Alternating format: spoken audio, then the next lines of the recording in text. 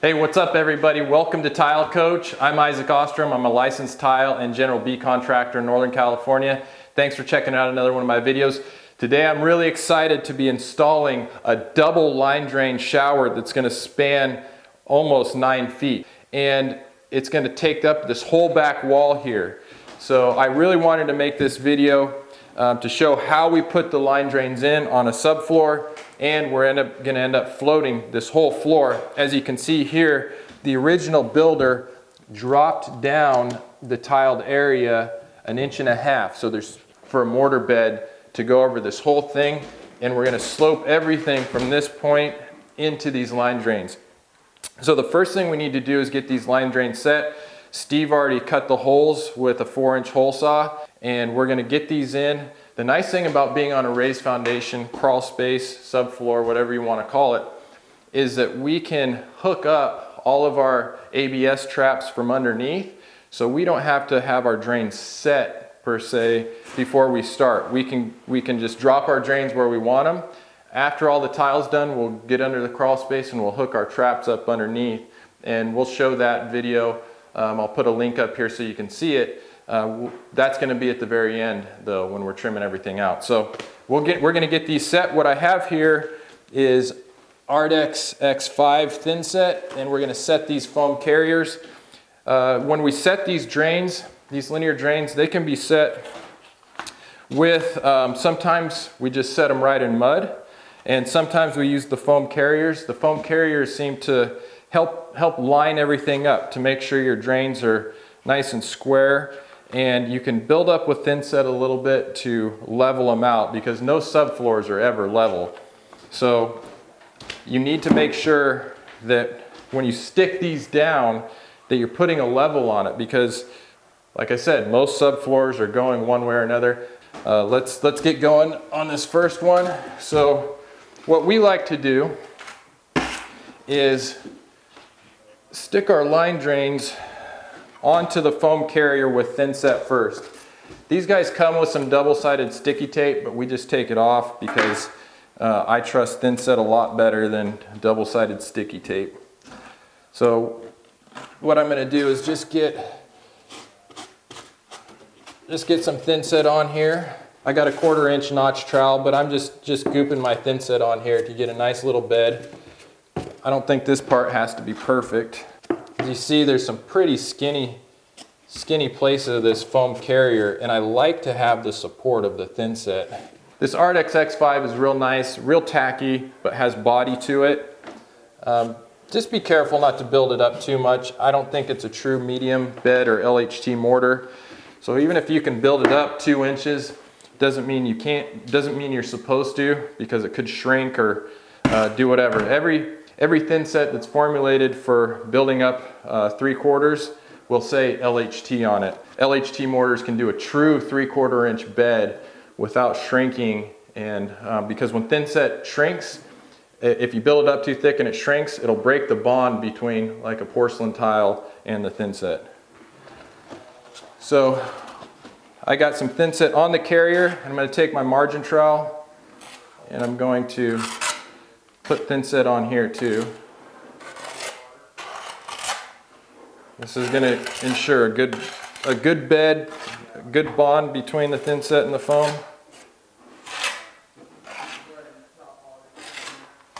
One thing we did too is we retaped the flaps on the line drains. These have more slack in them, so they'll have like an overhang. We take this tape off and pull it down tight so we know exactly where the edge of the drain is. Just a little trick that Steve told me about. Good idea. Oh, I got you. Okay. It'll squish out though. Okay, so you'll also notice these foam carriers have 2 directions to them. They have a skinny side and a fat side here. We have to go with the fat side toward the wall, and it's actually going to give us the correct gap, because we're going to end up floating this wall and putting tile on there. That's going to give us our correct gap that we want between the line drain and the wall. But it can go like this. It can go either way. The reason why we need the skinny side out is I'll show you is we're actually going to be floating down below this because we have a heated floor going in here. So our floor float has to be below it. So I'll explain that a little bit later so it makes sense.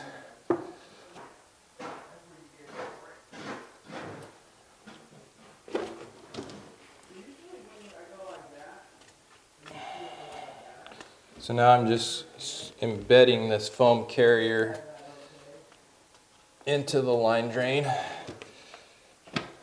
making it one.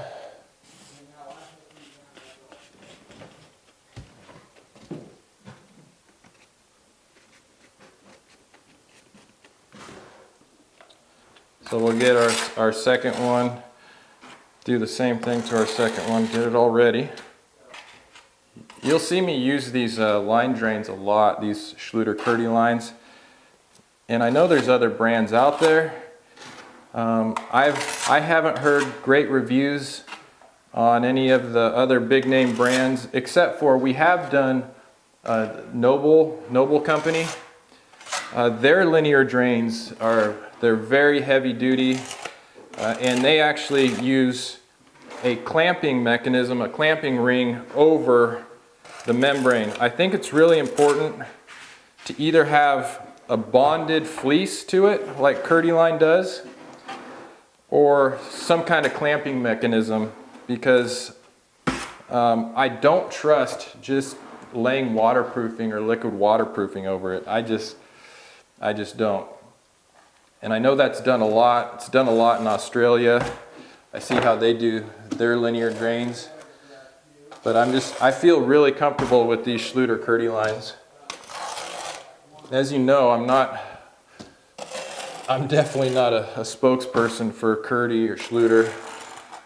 And the nice thing is I can just speak my mind and tell you guys what I like, and don't have to worry about offending anyone or being paid sponsorships by anybody. So what I'm telling you is just because over time and experience is what we've found works best for us. Okay, so I'm going to get this guy going like this. Pink.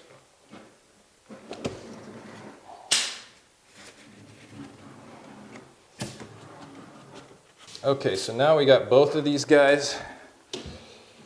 Then set it into their carrier. Here's a step that we do, that we go above and beyond a little bit. It doesn't say to do this in the instruction book, but what we'll do is we'll fill in this gap just so that everything is fully embedded in here. We just feel that this gives it more stability and strength and surface area for it to be bonded to the floor. Because one of the worst things that could happen with this whole system here would be for the drain to break bond from the floor. If that happens, everything would fail. And especially where this foam carrier gets real skinny right here, it's nice to fill this in. We got this all pre-filled, so now we can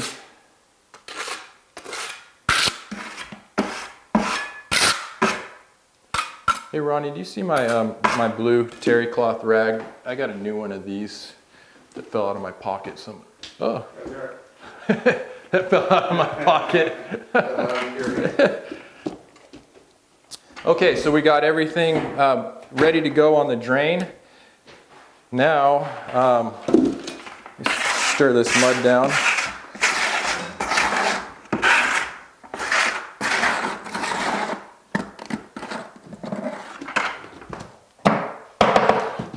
Ronnie, will you hand me that 4-foot level? Gosh, what am I doing here? So Steve, take a look at this. So here's an example of why we need to do this kind of work. You can see this is out of level. If we were to stick that foam carrier right down to the plywood, you'd have a drain that's out of level. We need this drain level for sure. So this is our high spot, so obviously I'm going to build up a little more thin set as we get over here, and level this baby out.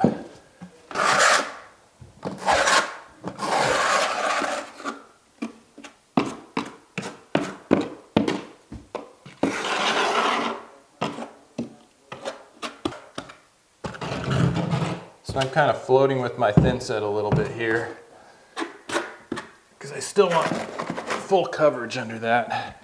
And I'll try to smash down as much as I can right there.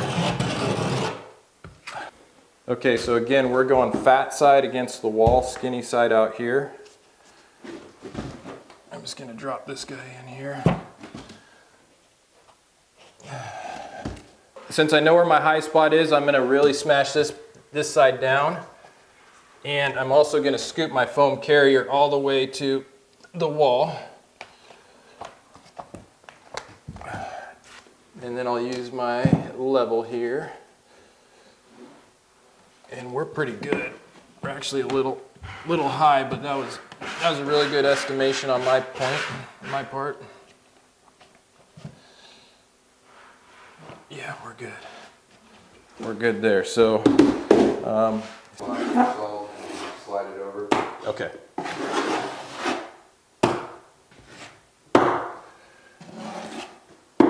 Okay, so this line drain is exactly where I want it to be. I like that. Now I'm going to go ahead and do the same thing to this other one. And I also need to make sure that the drains are going to be level with each other. So, yeah, so it comes with this no hub coupler. We cranked this one down. This one is loose because this is where our ABS pipe is going to hook up from underneath.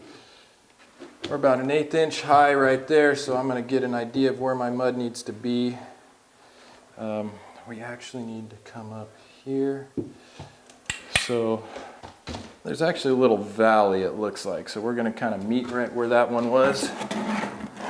Nice thick bed in here, and we'll just smash it down.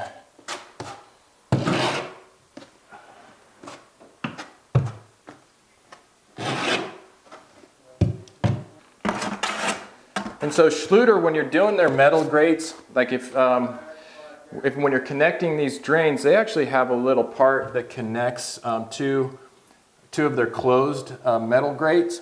And in the instructions, they say 3/8 in between each drain. You're supposed to slam it up to 3/8, just a 3/8 gap. What I don't like about that is you only have about 3/4 of an inch of overlap between these two flaps when they go on. And what does Schluter call for? They call for 2 inches everywhere. So these are those little things that, you know, sometimes the instructions contradict one another. And that's why we need to be able to think through this stuff, not always go by the book, and, you know, because some of this stuff doesn't make sense.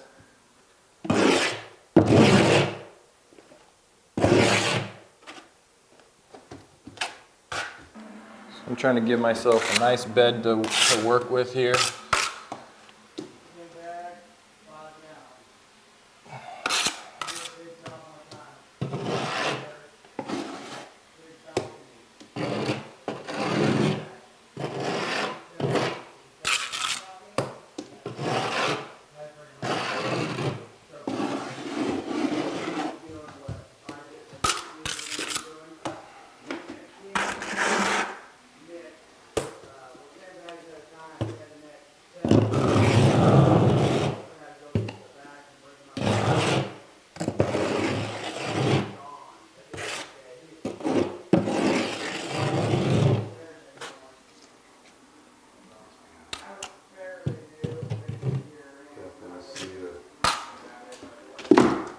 Bring our float up for sure. Let's build up. Is it? Okay, so fat side on the outside here. And this one was getting hung up on that. Okay. Now you have to drag that all the way against that floor joist. Okay. This way? Yeah. Do the best I can, keeping these flaps into account. And it looks like we're a little high on this side, which is good. We can come down. Better to be high than low.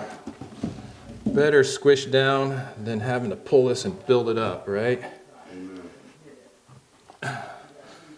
Just don't go too far, Isaac. Don't go too far. A little bit right here. I think we're good.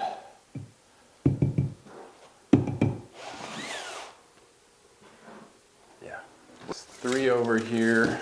So that one will pull as far over left. And we got 2 5/8. So we're 3/8 bigger there. But what we'll do, Steve, is we'll just float this bench out a little bit more to create an even profile right here. But what I was saying is, and I'll probably have to retape these down. So if we were to slam these drains together, we would only be overlapped, like I said, maybe 3/4 an inch at the most. So with this gap here, we're gonna get 2 inches plus on the overlap where the flaps meet. Because this would be a real, this is a real vulnerable point in this shower. This is gonna get a ton of water pouring into it. So we gotta make sure that this part is waterproofed really well. Okay, good. Perfect. All right, so we got our line drain set, leveled up where we want them to go. Feeling really good about that. We got our DeWalt laser, so we're putting a laser perimeter around. We got that set. I made a little gauge so that we know exactly where our level point is off of the floor. So we'll just be able to go around and make little spots of mortar and level everything off of that. Once we get you can see right here, if we line up the laser line with that blue line, we're going to be at our floor height, which is this is what we want everything to be off of. So first thing we're going to do is set up a screed right here, and then everything's going to fall into this drain.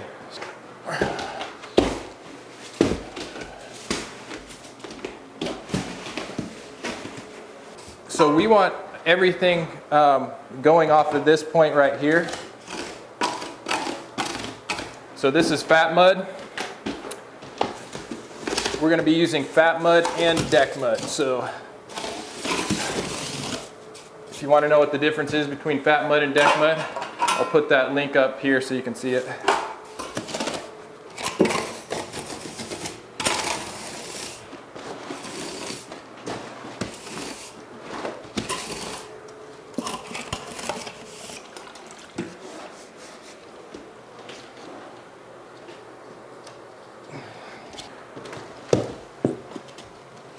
Yeah, why don't you just do a couple plops right there, Ronnie?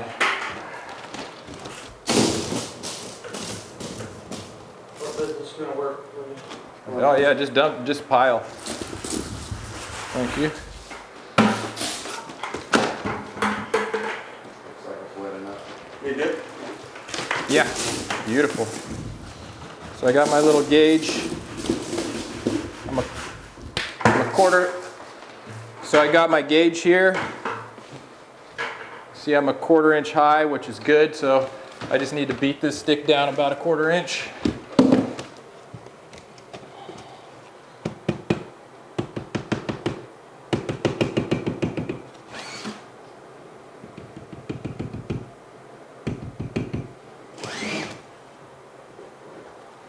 Okay. Look at that, we're right there, baby. So this is the height that we want to be. Now I'm going to go proceed on down the line. There we go, 46 3/4 right there. So this is important. When we're setting up this screed, we want this to be square with our line drain so that we have a nice clean break where everything's sloping that way. Okay, what's nice about this is I can check this at any point during the whole thing. That's pretty cool. You know, sometimes technology works, sometimes it doesn't. You know, I've kind of been against lasers because I just learned, you know, with tape measures and levels and whatever, but if something's going to work for me, I'll use it. A lot of the times the stuff like the clips, I think people go overboard on clips, especially when they're putting up walls and they're putting clips in every freaking corner. They got 800 clips on some wall. It's just wasting time to me. But some of the stuff like lasers and clips do work in certain instances. If we're doing a 24 by 48, we're definitely going to use clips. If we got huge tiles on the floor, we're going to use clips. So That doesn't mean we're always going to use it, but in certain circumstances, you know, a laser really works, and this is pretty cool.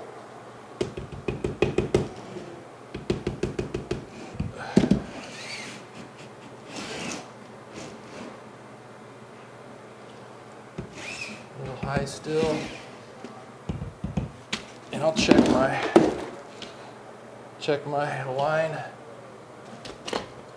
I need to go a little more there. So what I'm going to do is take my 6-footer, since I want a really nice level edge here. And yeah, we're a little high. Well, I was about, what, maybe an 1/8 there, Steve? Maybe an 1/8. We're good, we're good.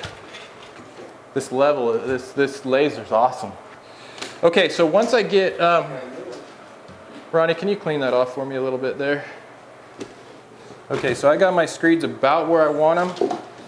I'm gonna take off my extra fat mud here.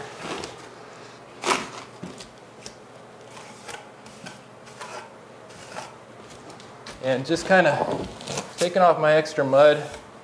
And I like to kind of put a 45 on it, because what this is gonna do is really kind of lock it in when I'm screeding. Last thing you want is these strips moving around while you're screeding. And I'll be gentle with them anyways. Any extra fat mud you can just burn into the wire, which is nice. Yeah, just keep filling that pan up, Ronnie.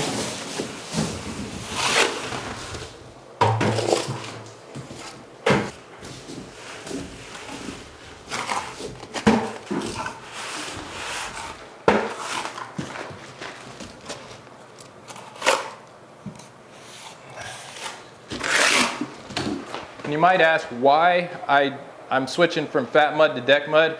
Deck mud is so much easier to shape and screed than this fat mud.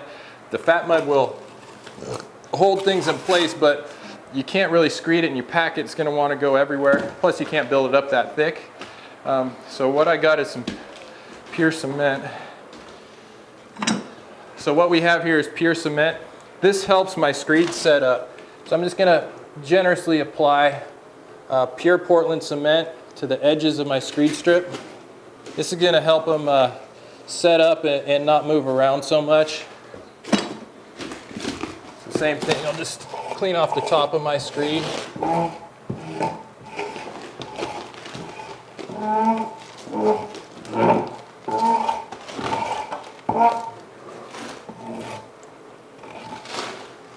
And let that set up just for a second. So if we weren't doing Dietrich heat, I could screed right off the top of my line drains. But what we need to take into account is the thickness of the Dietrich heat membrane.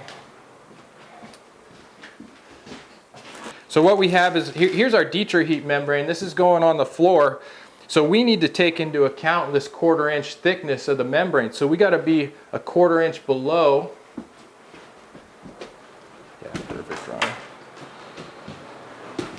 So we actually need to be a 1/4 inch below this to allow for our Dietrich heat membrane so that the flap folds over level.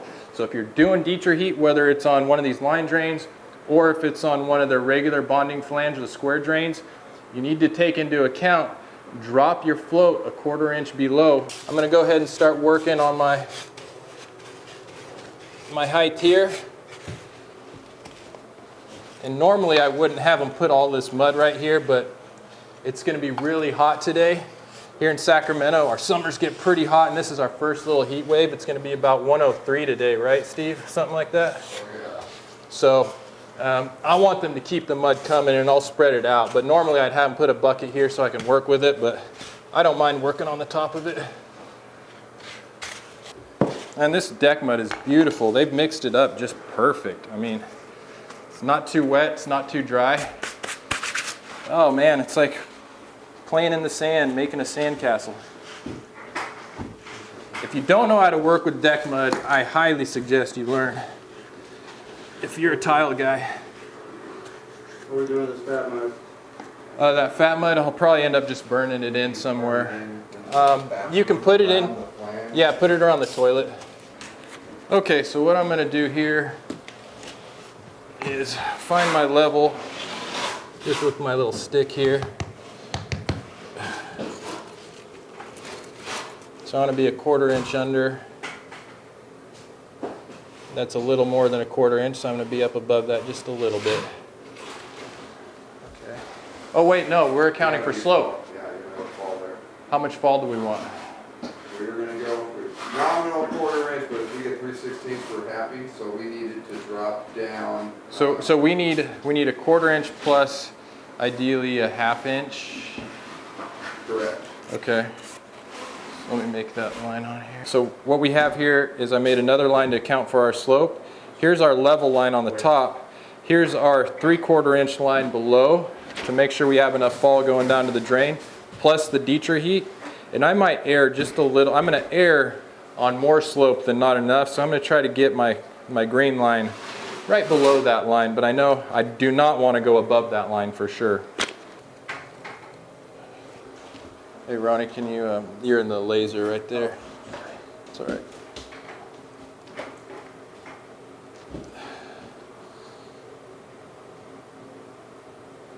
Oh, it's got to go above. It's the other way around. I did it backwards. So, okay, let's film this. So I was dyslexic. It's not this line. It's going to be 3/4 above it. So I'm going to go a little more than 3/4.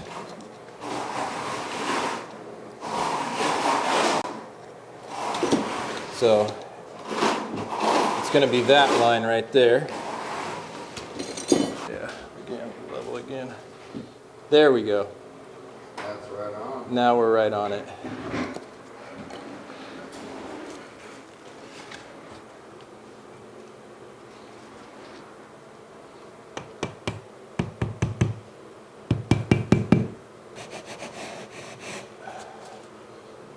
Go a little more.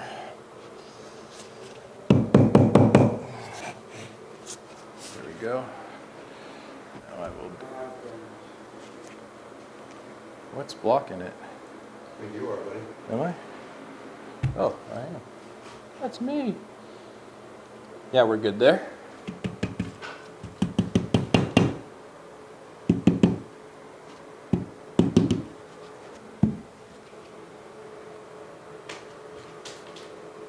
Got it.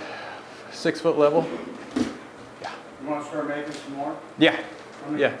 So this was 10, Yeah, 10.5. another 10. Another 10. And if we need to run to Arizona, someone can make a Yeah, rack. we gotta go there anyway. Yeah, get a 10 going. Okay. That mud's still right here. Darn the rest of it. Making too much wood. Okay, so you can see the bubble on this. We got, watch our screed there, but we got a bubble right there. We're gonna have a nice little screed point off of the face of the drain. So that's my screed right there. So if you want to see a more detailed video of how we do these deck floats, I put up an instructional video. I'll put the link to that video right up here so you can click on that after you watch this video. But just to give you a little taste of how you do it, I don't want to cover everything. But we just kind of get our deck mud to where we want it. I have my screed point here, my screed point here. And tamp down the mud, not super hard. You notice I was just tamping it down. And then I'm actually gonna work the edge. I'm just kind of shaving off above my screeds right now. And as I pull the mud, I'm keeping an eye on this indentation that I made. And as you pull the mud off of it, you can see it come through. So just go nice and gentle. And I'm just pulling the mud right now. I'm not even screeding it back and forth. I'm just kind of pulling it. And when your deck mud is mixed up right, it's real easy to do that. So I'll pull a section of mud and then just keep working back this way. Again, normally I wouldn't want to be working on a pile of deck mud, but just to keep the guys flowing out there, I'm telling them to bring it in and dumping it. So I'll just keep working back that way, but once I pull the mud, I'll give it another little tamp. Working circular circular motion, filling in any of the voids. And so I got a good screed coming this way, and I'm going to take a little bit shorter edge and just make sure everything is good going this way, which it looks like it is. Make sure there's no high spots. See how flat that is? That's a beautiful, beautiful sight.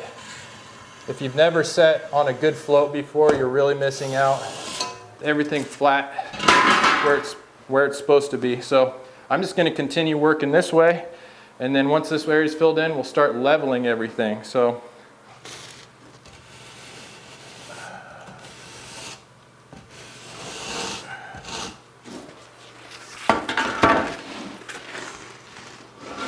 I don't think I'll need that cleaned off anymore, Zach. Just set it down. I'll finish it up from there. So how many bags of mud we chop? 24. 24. So we brought 25 and we mixed 24, and this is all we got left. So cutting it a little tight on the mud, but if we would have ran out, we would have just jumped over to Arizona Tile real quick and got us some more.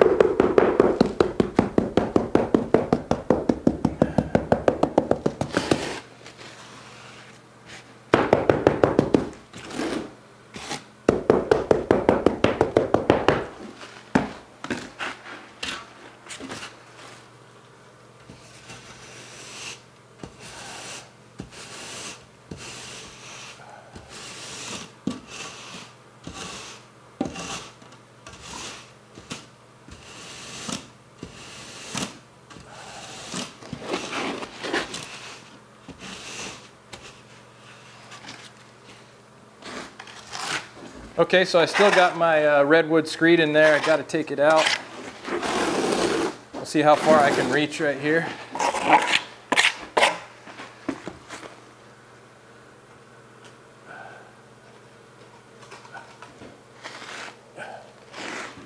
So you want your strips to come out nice and clean, so you have minimal fill in. I'm just going to take a little bit of mud here.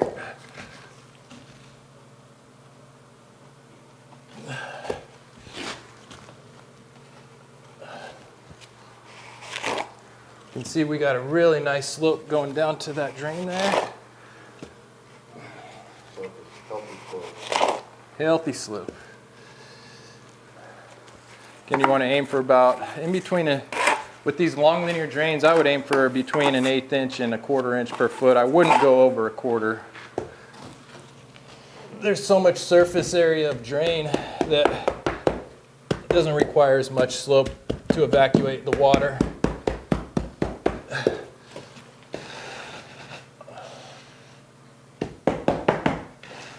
Ooh, that's a stretch. That's a stretch right there.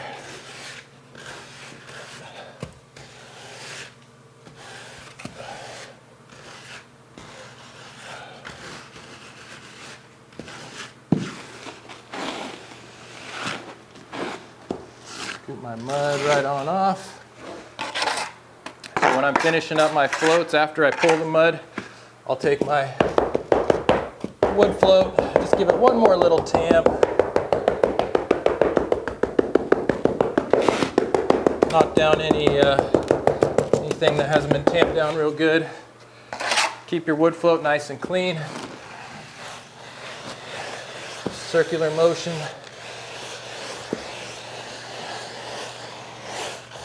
This is taking off any of the high spots and filling in any voids. If you're wondering why this mud was a little bit wetter than I like it. I usually like it a little bit drier. You see, it's wanting to pull just a little bit, but it's not bad. But yeah, if you want your floats to look like glass, just go over it in circular motion. That's going to fill in any of those voids. My strip, I'm going to try to do that.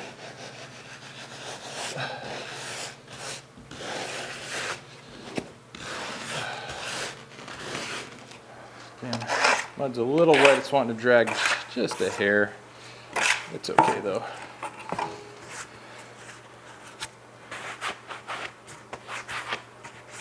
I don't like my handles to be sandy either. Last thing I'm going to do is hit it with a flat trowel to smooth everything out.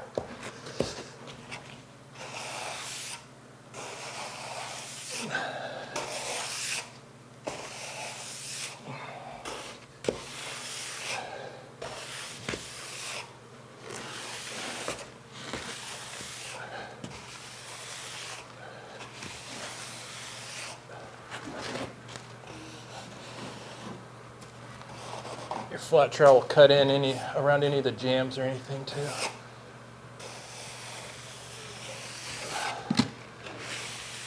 What this does is it locks the sand together on the surface.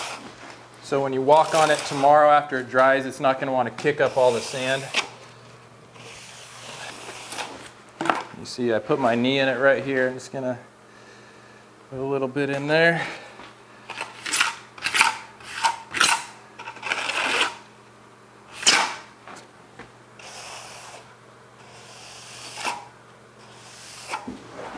So there you go. It is, we didn't get here till 8 o'clock this morning. It's 11:51. It took us probably an hour to get it prepped out and the drains in.